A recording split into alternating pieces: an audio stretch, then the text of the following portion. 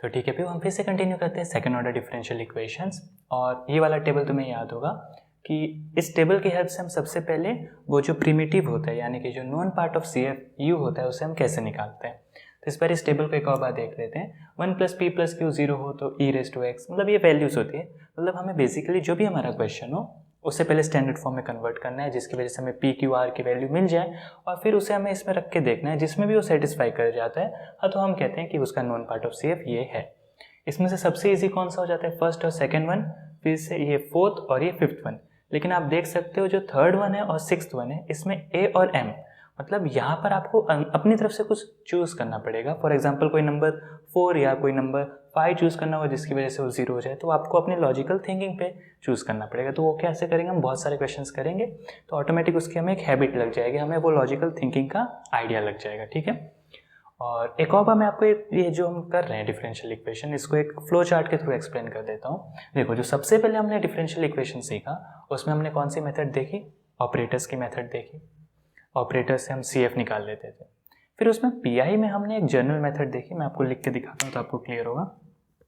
देखो सबसे पहले जो हमने मेथड देखी वो देखी ऑपरेटर्स की, जिसमें हम ऑपरेटर्स की हेल्प से क्या करते थे सी एफ फाइंड कर लेते थे। और एक बार हमें सी एफ मिल गया तो पी आई के लिए एक हमने जनरल मेथड देखी कि 1/d + अल्फा हो और कैपिटल एक्स हो।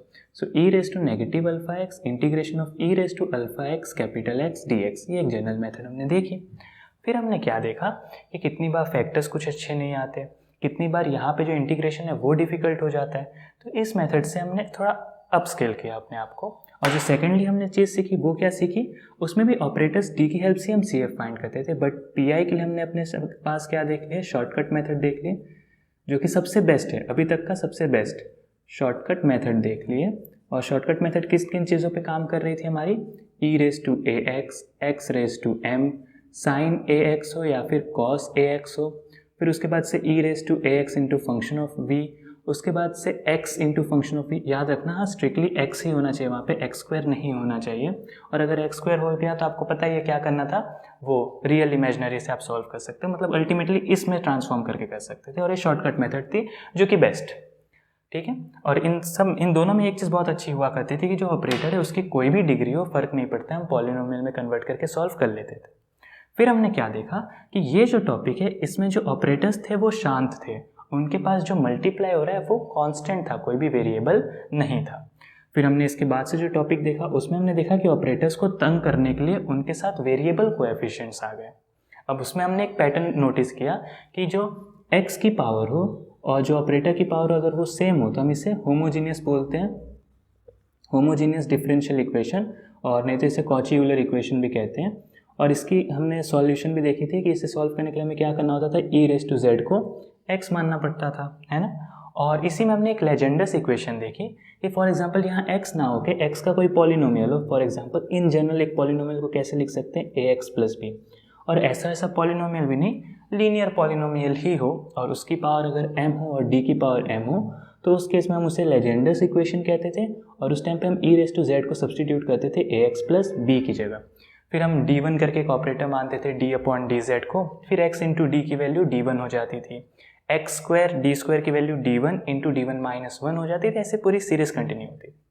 लेकिन इसके बाद से हमारे पास क्या सिचुएशन है, आप देखो इसमें जो सबसे मेन जो दो चीज़ें हो रही है वो हो रही है कि एक पी आई पे डिपेंड कर रहा है और दूसरी चीज़ की ऑपरेटर्स के साथ क्या हो रहा है।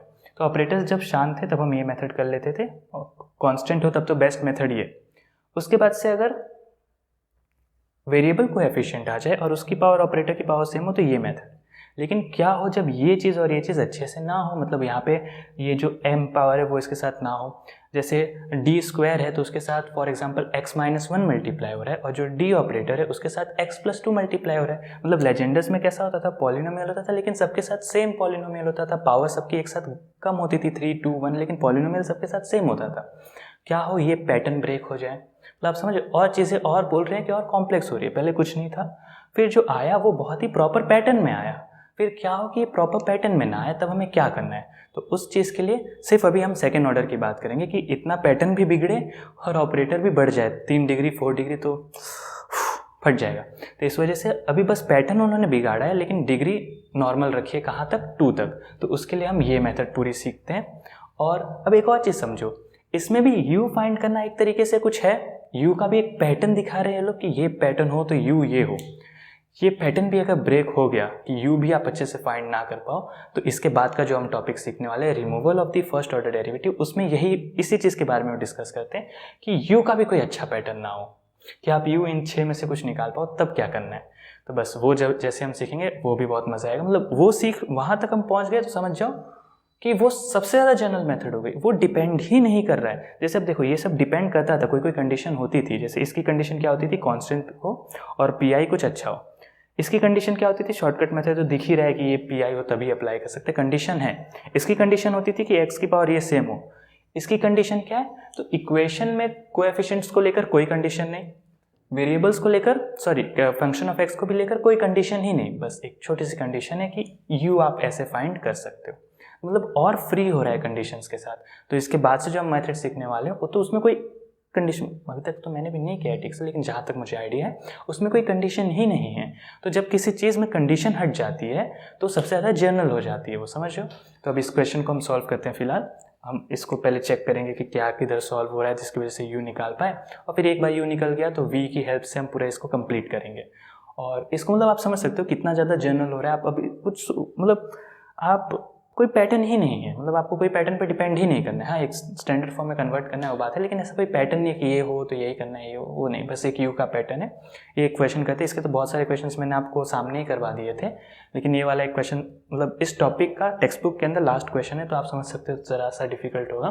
बस ये करा देता हूँ, इसके बाद के तो सारे क्वेश्चन आप कर लोगे, मुझे पूरा कॉन्फिडेंस है। ये हो जाए तो इसके अगली वीडियो में हम वो चालू करेंगे, method of removal of the first order derivative, ठीक है। तो चलो अब ये वाला क्वेश्चन सॉल्व करते हैं।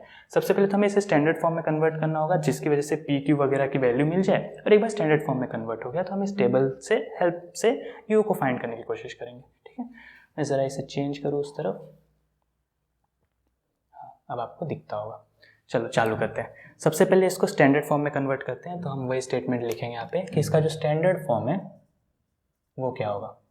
तो एक चीज़ समझो कि स्टैंडर्ड फॉर्म में कन्वर्ट करने का एक बेसिक आइडिया क्या होता है। सबसे पहले सेकंड ऑर्डर का यहीं पे मैं आपको स्टैंडर्ड फॉर्म दिखा देता हूँ। इसका जो स्टैंडर्ड फॉर्म होता है वो कुछ इस तरीके से होता है। कहाँ पे लिखूँ मैं, यहीं लिख देता हूँ। y का double derivative plus p, y का पहला derivative plus q and that is equals to r, ये होता है इसका स्टैंडर्ड फॉर्म। तो बेसिकली स्टैंडर्ड फॉर्म बनाने के लिए कोई बहुत हार्ड एंड फास्ट आपको कुछ नहीं करना है। सेकंड ऑर्डर डेरिवेटिव के साथ आपको 1 बनाना है। ऑलरेडी 1 है तो ऑलरेडी स्टैंडर्ड फॉर्म है, 1 नहीं है तो जो वहाँ पर उसको सबके साथ डिवाइड करके 1 बना दो। तो चलो यहाँ पे इसके साथ 1 नहीं है तो क्या है x+2, तो हम क्या करेंगे x+2 को सब में डिवाइड करेंगे, ठीक है। चलो अब यहाँ पे हम एक काम करते हैं, x+2 को सब में डिवाइड करते हैं। तो इक्वेशन कैसे दिखने लगेगी, d2y/dx² minus 2x + 5 divided by x+2 dy/dx plus 2 divided by x+2 y and that is equals to x+1 divided by x+2 e⁻x। आप देख सकते हो कोई पैटर्न ही नहीं है कि आप ये अप्लाई करो या ये अप्लाई करो या कुछ पैटर्न ही नहीं है, इसलिए बहुत ज़्यादा जनरल है ये। चलो अभी स्टैंडर्ड फॉर्म में कन्वर्ट हो गया है तो इसके तुरंत बाद से हम पी क्यू आर की वैल्यू लिख सकते हैं, ठीक। पी देखो पॉजिटिव लेना होता है, तो ये जो पूरा नेगेटिव है उसके साथ ही हम पी मानेंगे। सो पी की वैल्यू है negative of 2x + 5 divided by x+2। Q की वैल्यू है 2/x+2 और आर की वैल्यू हमारे पास है x+1 divided by x+2 e⁻x। Done. चलो अब एक एक करके ये जो पूरे टेबल के 6 चीज़ें वो चेक करते हैं। 6 चीज़ें चेक करने की ज़रूरत नहीं होती है, बेसिकली अगर आपके दूसरे पर आ गया तो वही हो गया, लेकिन कभी कभी लास्ट पे है तो सब चेक करना पड़ेगा। चलो और कुछ चीज़ें तो आप ओरल भी चेक कर सकते हो। तो यहाँ पे नाउ अब 1 + p + q करके देखो, तो करके देख लेते हैं। 1 + p + q कितना हो जाएगा हमारे पास, 1 - 2x - 5 divided by x+2 plus 2/x+2। LCM वगैरह लेंगे तो x+2 माइनस का 2x माइनस का 5 प्लस का 2 डिवाइडेड बाई x+2 कितना हो जाएगा ये, माइनस का x और 2 2 4 माइनस का x माइनस का 1 यानी -x+1 divided by x+2। Zero नहीं आ रहा है ना, वो तो कहता है कि अगर जीरो आ गया तो आपके पास e⁻x u की वैल्यू हो जाती है, ये तो जीरो नहीं आया तो इसका मतलब u की वैल्यू e⁻x तो नहीं है। सेकेंड वन क्या है, 1 - p + q। तो यहाँ पे अगर मैं माइनस लगा दूँ तो ये इसकी साइन ऑल्टर होकर प्लस प्लस हो जाएंगे, यहाँ पे प्लस प्लस हो जाएगा, और मैं फिर भी देख सकता हूँ कि आंसर तो कुछ और ही आएगा, 3x + 9 आएगा। और अगर मैं 3 कॉमन भी ले लूँ तो x + 3 कुछ कैंसिल, मतलब 0 तो फिर भी नहीं आ रहा है, यानी e⁻⁻x भी नहीं है। अब थर्ड वन चेक करते हैं। थर्ड वन क्या कहते हैं कि a² + AP + q। अब देखो ये हमें ज़रा सोचना होगा, a को ले तो ले क्या, ठीक है। तो पहली दो तो अनसेटिस्फाइड है, आप चाहो तो नोटबुक में लिखो तो आप दोनों को शो करके लिख सकते हो कि नॉट सेटिस्फाइड। अब थर्ड वन चेक करने की कोशिश करते हैं। तो मैं एक काम करता हूँ, a² की जगह यहाँ पे खाली रख देता हूँ, समथिंग का स्क्वायर इंटू p प्लस वही समथिंग एज इट इज, क्योंकि नहीं a² है ना, तो समथिंग का स्क्वायर प्लस वही समथिंग इंटू p और प्लस q करने से आना चाहिए 0। डन। अब एक काम करते हैं, उनके वैल्यूज नहीं लिखते, खाली जगह छोड़ते हैं। समथिंग का स्क्वायर करेंगे तो जो वैल्यू आए, जैसे यहाँ पे फॉर एग्जांपल 3 लिखा तो यहाँ पे 9 लिखेंगे हम डायरेक्टली, प्लस समथिंग, और p की वैल्यू लिख देता हूँ मैं, माइनस का 2x माइनस का 5 डिवाइडेड बाई x + 2, और प्लस q लिखना है यानी +2 डिवाइडेड बाई x + 2। डन। अब कुछ रख के सोचो कि जिसकी वजह से ये 0 बन जाए। तो हमें दिख रहा है कि x + 2 है, इधर x नहीं है, एलसीएम सेम होगा। यहाँ कुछ लिखने वाला हूँ मैं, तो यहाँ कुछ ऐसा लिखो जो इस x के साथ, देखो x के साथ क्या ऑलरेडी माइनस का 2 है, यहाँ पे कुछ ऐसा लिखो जो यहाँ पे मल्टीप्लाई हो जाए। सपोज a लिख ले, आप एक काम करो a लिख लो, यहाँ पे a, तो यहाँ पे आएगा a² और यहाँ पे भी आएगा a। एलसीएम वगैरह लो तो क्या आ जाएगा आपके पास, a² x + 2a² minus 2ax minus का 5a प्लस का 2 whole divided by x + 2। Done. अब एक काम करो, लाइक अनलाइक टर्म्स पे ध्यान देते हैं। तो ये दोनों लाइक है, x कॉमन ले लो तो अंदर क्या बचेगा, a² माइनस 2a, ठीक है। फिर ये तीनों एक साथ पैर बना देंगे तो क्या आएगा, +2 + 2a² माइनस का 5a, और नीचे डिवीजन में क्या लिखोगे आप, x + 2। डन। अब आपका काम ऐसा होता है कि a को ऐसा चूज करो ताकि इसकी वैल्यू क्या आ जाए, 0 आ जाए। और एक और चीज़, a की वैल्यू क्या होती है इंटीजर में, मतलब वही रियल इंटीजर्स में लेनी होती है, 1 2 3 4 ऐसा, क्योंकि e की पावर है ना वो तो अच्छी लेनी पड़ती है। तो सबसे पहले आपका यहाँ पे काम होना चाहिए कि 0 बन जाए। तो x को हटाने के लिए हमें दिख रहा है कि इसको 0 होना चाहिए। तो अगर आप रफ वर्क में इसको 0 रखें, मतलब यहाँ पे आप ट्राई करें कि a² माइनस 2a की वैल्यू 0 हो, तो इसका मतलब एक तो निकल के आता है कि a की वैल्यू 0 हो। लेकिन अगर a की वैल्यू 0 हो जाए, मतलब देखो क्या होगा, अगले स्टेप में इसमें से a कॉमन आ जाएगा, a - 2 = 0, तो a की दो वैल्यूज आ गई, 0 और 2। 0 रख के देखो तो ये 0 हो जाएगा, ये वाली टर्म 0 हो जाएगी, ये वाली टर्म 0 हो जाएगी, बट 2 रह जाएगा, तो यानी 0 नहीं हुआ, यानी ये तो नहीं सेटिस्फाई कर रहा है। 2 रख के देखो तो ये तो 0 हो जाएगा, ये 2 रहेगा, 2 2 4 4 2 8 हो जाएगा, और ये माइनस का 10, 8 + 2 10, 10 - 10 0। तो a की कौन सी वैल्यू है, 2, तो a की 2 वाली वैल्यू पर ये इक्वेशन हमें 0 दे रहा है। तो यानी जो इसका u है वो क्या होगा, e⁻⁴ बट हमने a की वैल्यू 2 फाइंड कर ली, तो इसका मतलब इसमें u की वैल्यू क्या रही होगी, e⁻²x, ठीक है।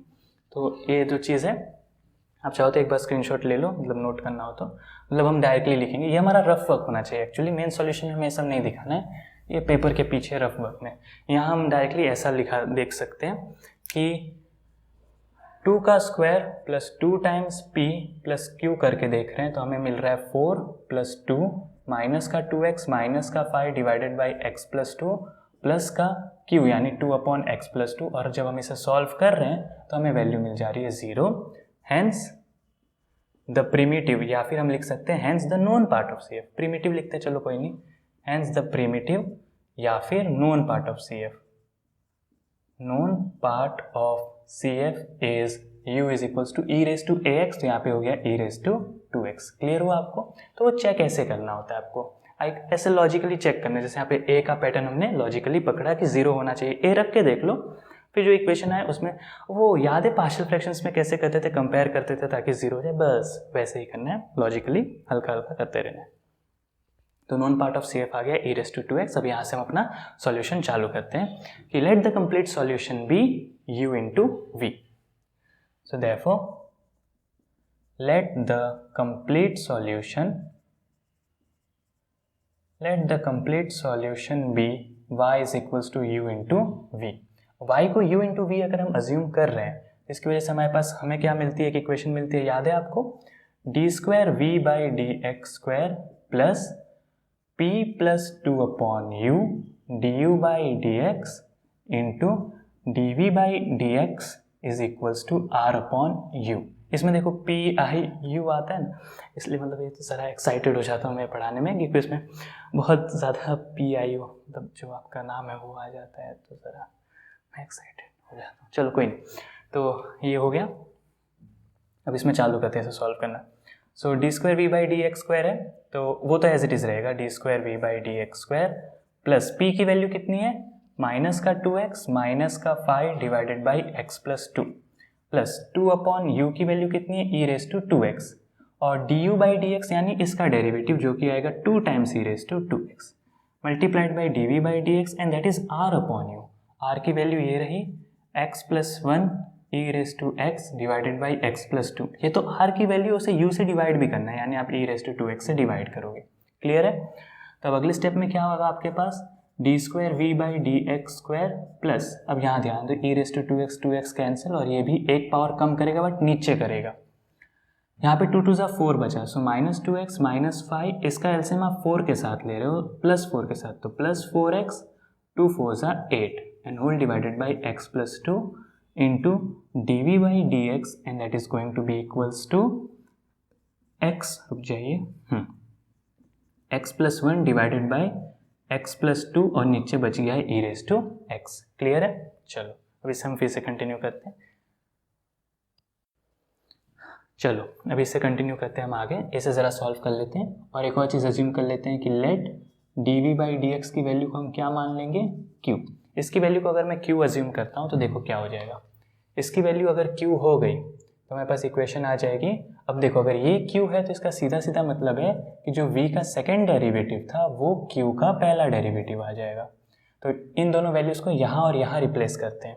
सो हमारे पास आएगा D q by D x plus, इसे सॉल्व करो, 4 माइनस 2 2x और 8 माइनस 5 प्लस का 3 डिवाइडेड बाई x प्लस 2, यहाँ पे आएगा q and that is equals to x plus 1 divided by x plus 1 divided by x plus 2 into e raise to x. Video में दिख रहा है? हाँ, अभी तो काफ़ी जगह यहाँ तक दिखेगा। क्लियर है ये चीज़? चलो अभी हमें कौन सा, मतलब ये जो पूरा सेटअप है कैसा है, लीनियर डिफरेंशियल इक्वेशन। तो वही चीज़ मैं यहाँ पे मेंशन कर देता हूँ कि d q by D x plus p dash q is equals to q dash, जहाँ पे पी डैश की वैल्यू क्या है 2x plus 3 divided by x plus 2 और क्यू डैश की वैल्यू क्या है x plus 1 divided by x plus 2 into e raise to x. और ये कौन सा इक्वेशन है हमारे पास, लीनियर डिफरेंशियल इक्वेशन। और एक बार हमें लीनियर डिफरेंशियल इक्वेशन मिल गई तो हमें इंटीग्रेटिंग फैक्टर की वजह से सॉल्व करना है। यहाँ पे p डैश q डैश इसलिए लिया क्योंकि हमने ऑलरेडी यहाँ पे p और q यूज़ कर लिया था। क्लियर? चलो अब ज़रा इस तरफ ही हट के सॉल्व करते हैं हम इसे, मतलब आई एफ वगैरह हम यहाँ से सॉल्व करेंगे ज़रा।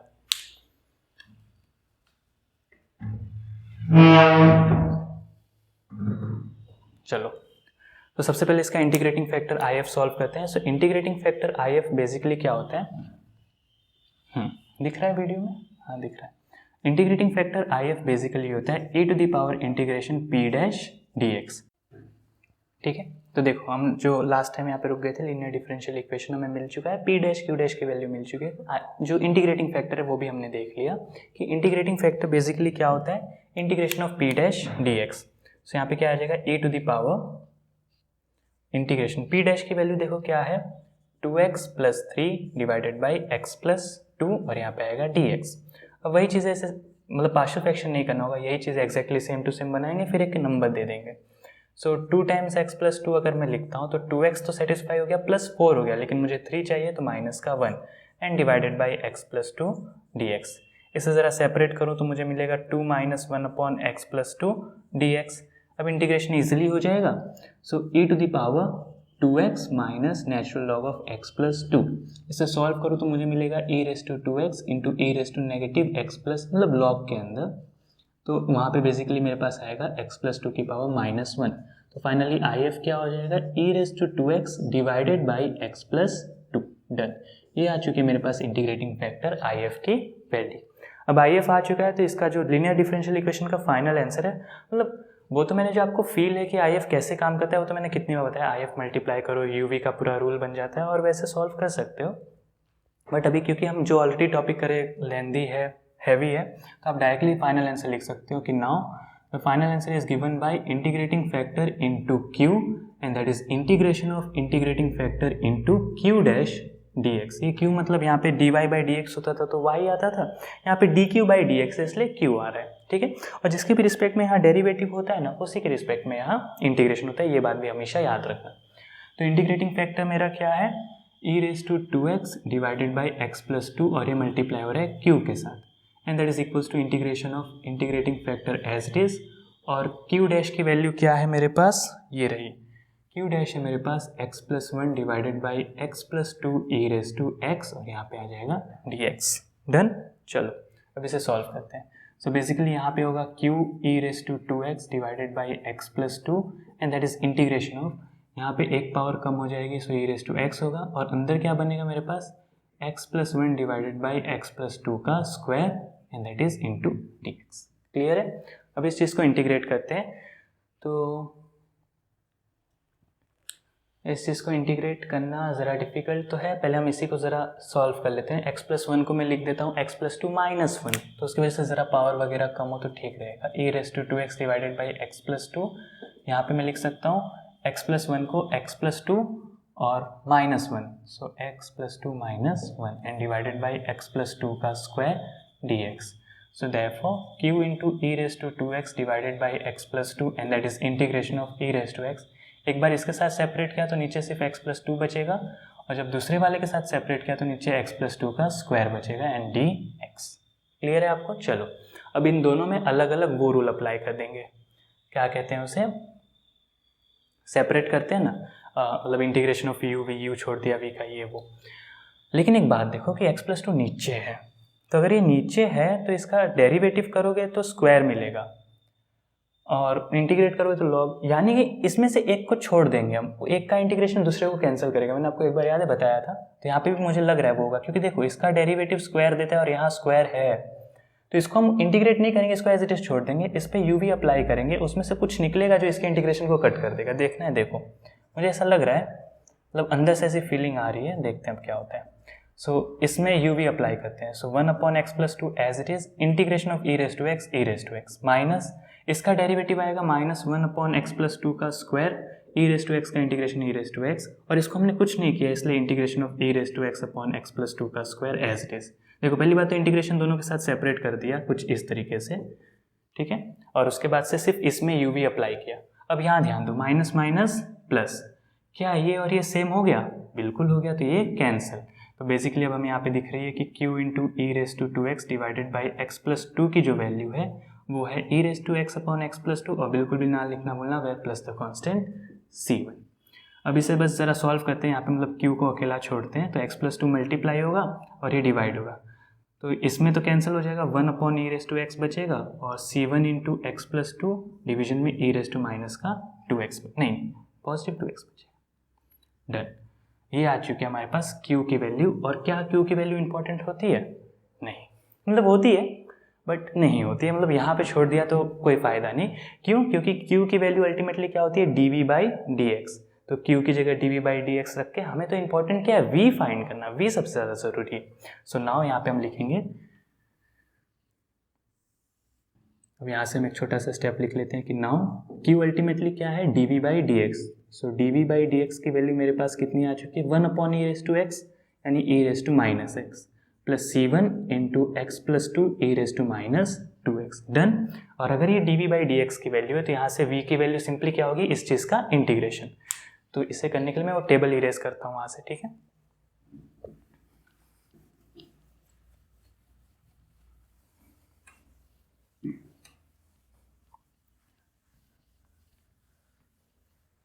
चलिए अब इससे जरा देखते हैं आगे। चलो अब इसे देखते हैं। हाँ ये हटा देता हूँ यहाँ से, बस आपको पता ही था वो क्यों लिखा हुआ है। अब यहाँ पे कंटिन्यू करते हैं इस चीज़ को। अरे तो dv बाई डी एक्स की ये वैल्यू है, यानी v की वैल्यू क्या है, इंटीग्रेशन ऑफ सामने वाली चीज़ e raise to negative x plus c1 x plus 2 E raise to minus 2x और dx। डन, अचानक से आपको ये बोर्ड इरेज दिखता होगा। हुआ ये कि मैंने वो जैसा कर रहे थे वैसे ही सॉल्व कर लिया, लेकिन यहाँ से पे मुझसे एक मिस्टेक हो गई थी तो पूरा आंसर रॉन्ग हो गया था। तो इस वजह से मैं बस यहाँ से वापस करेक्ट दिखा रहा हूँ। इससे पहले का सब कुछ एकदम सही था, इसे करेक्ट करते हैं।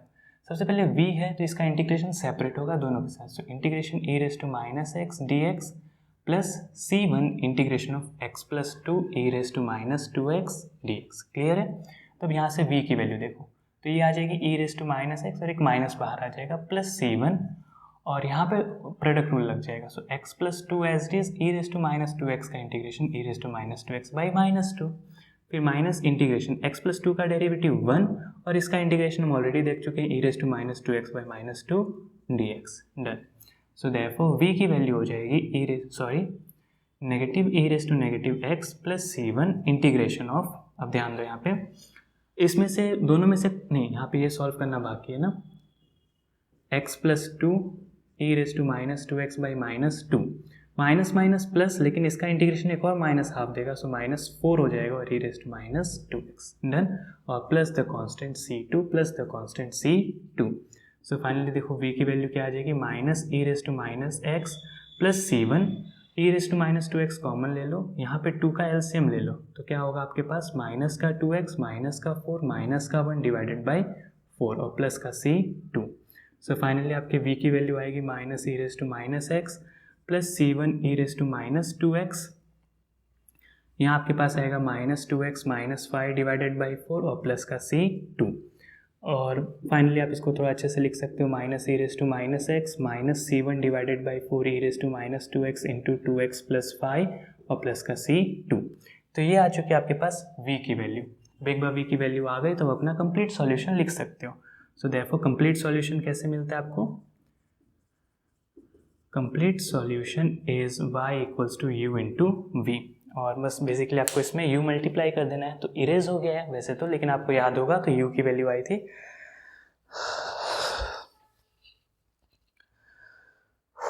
u की वैल्यू आई थी e रेज टू 2x, तो हम वो एक चीज़ यहाँ पे मेंशन कर देते हैं, u की वैल्यू कितनी आई थी e रेज टू 2x, तो उसे मल्टीप्लाई करना है इसमें।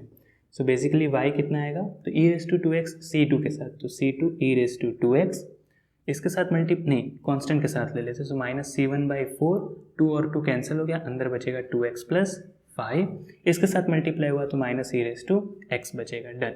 ये आ चुकी है आपके y की वैल्यू। और बिल्कुल भी लिखना ना भूले, where c1 and c2 are the arbitrary constant. ठीक है, आप भी जानते हैं यहाँ पे क्या लिखना चाहिए। ठीक है, सो c1 c2, ठीक है, यहाँ पे आंसर भी देख सकते हैं। आंसर है इसका c2 e raise to 2x minus e raise to x plus c-1 e raise to 2x plus 5। Basically उन्होंने क्या किया, इस पूरे चीज़ को एक नया कांस्टेंट नाम दे दिया, फॉर एग्जांपल c-1। आप कुछ भी दे सकते हो, वैसे देना वो ठीक भी है क्योंकि सब कांस्टेंट ही है एक साथ। आप चाहो तो late minus c1 divided by 4 को नाम दे दो a1, तो यहाँ पे आप क्या लिख सकते हो, प्लस का a1 इंटू 2x प्लस 5। और देख सकते हो कि आप समथिंग CF जैसा कुछ दिख रहा है और ये PI जैसा दिख रहा है, और आपको याद हो कि CF प्लस PI करते ही थे हम वैसे भी। और क्वेश्चन में भी आपको याद हो तो R की वैल्यू 0 नहीं थी, कुछ थी, इस वजह से यहाँ पे भी कुछ आ रहा है। ठीक है, तो ये था इस टॉपिक का आखिरी क्वेश्चन, मतलब इस बुक का आखिरी क्वेश्चन था इस टॉपिक को लेकर। और इसके तो वैसे भी बहुत सारे क्वेश्चन हमने मतलब सामने मैंने आपको करा दिए। ये टॉपिक भी आपका स्ट्रॉन्ग हो चुका है, मैं जानता हूँ। अब इसमें भी एक कंडीशन थी यू को लेकर, जैसा मैं डिस्कस कर रहा था, और मतलब इसका जो अगला टॉपिक है, अगले वीडियो के आप हेडिंग ऐसे ही सुनोगे। तो ठीक है, फिर अब हम चालू करते हैं सेकंड ऑर्डर डिफरेंशियल इक्वेशन का सेकंड टॉपिक, और उसमें मैं आपको बताऊंगा method of removal of the first order derivative, जिसमें हम यू की कंडीशंस भी नहीं होती, और भी ज़्यादा जनरल हो जाता है। होता ये है कि आप जितनी ज़्यादा किसी चीज़ में से लिमिट्स हटा दो, बाउंड्रीज हटा दो, तो उतना ज़्यादा आप कनेक्ट कर पाते हो, उतना ज़्यादा वो आप उस चीज़ के साथ ट्रस्ट बिल्ड कर पाते हो, एक कनेक्शन बहुत स्ट्रांग हो जाता है। ठीक है, तो बस यही होता है। तो हम उस टॉपिक को करेंगे अगले वीडियो में, और बिल्कुल भी टेंशन मत लेना, मैं हूँ ना, सब हो जाएगा, ठीक से हो जाएगा, अच्छे से हो जाएगा, और बहुत प्यार से हो जाएगा। ठीक है, चलो।